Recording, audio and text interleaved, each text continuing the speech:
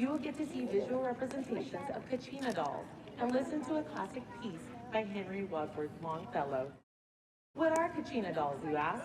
A Kachina doll is a carved, painted, costume doll made by Southwest Native Americans, primarily the Hopi tribe.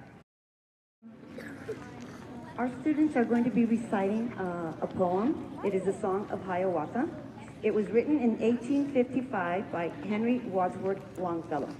It is an epic poem, which means it is a very lengthy narrative poem.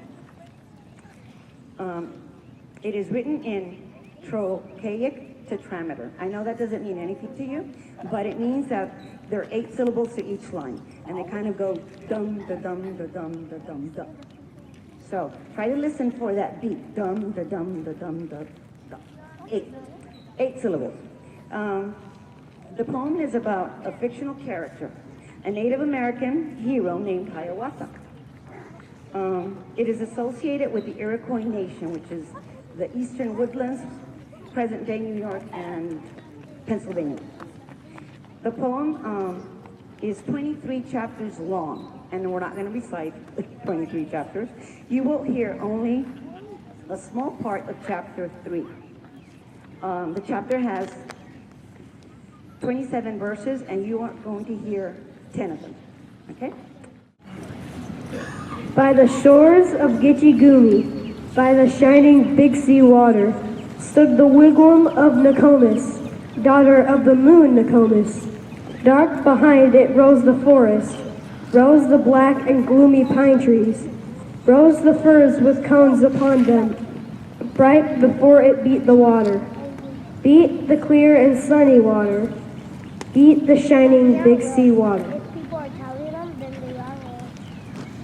There the wrinkled Nokomis nursed the little Hiawatha, rocked him in his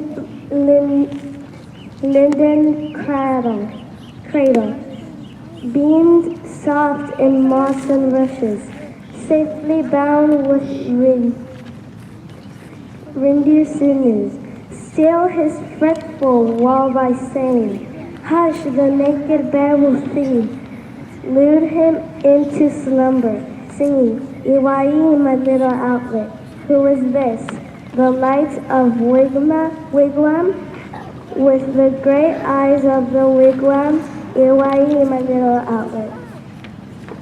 Many things the calmness taught him, of the stars that shine in heaven. Showed him Ishkuda the comet, Ishkuda with fiery tresses.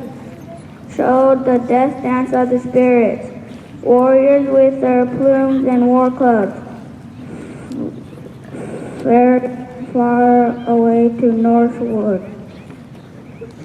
In the frosty nights of winter, showed the broad white road of heaven, pathway of the ghosts, the shadows, running straight across the heavens, crowded with the ghosts, the shadows. At the door of the summer evening sat the little Hiawatha, heard the whispering of the pine trees, heard the lapping of the water, sounds of music, words of wonder. Manawawa, said the pine trees, Madayashka, said the water.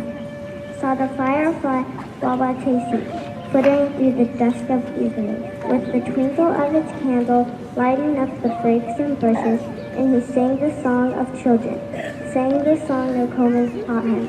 Wawatesi, little firefly, little flittering white fire insects, little dancing white fire creatures, light me with your little candle.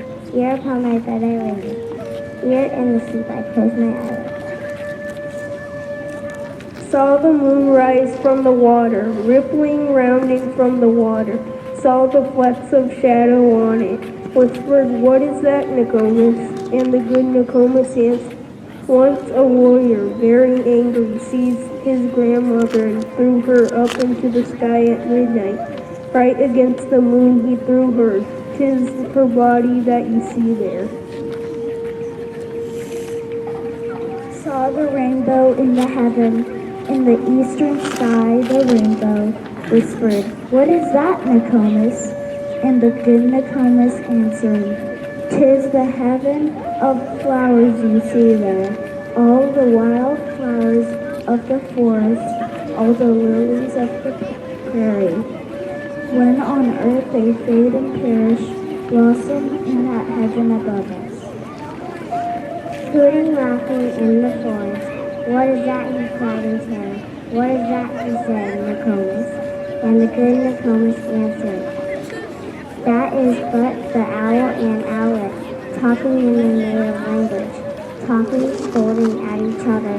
Then the little Hiawatha learned of every bird its language, learned their names and all their secrets, how they built their nests in the summer, where they hid themselves in winter, talked with them when there he met them, called them Hiawatha's too.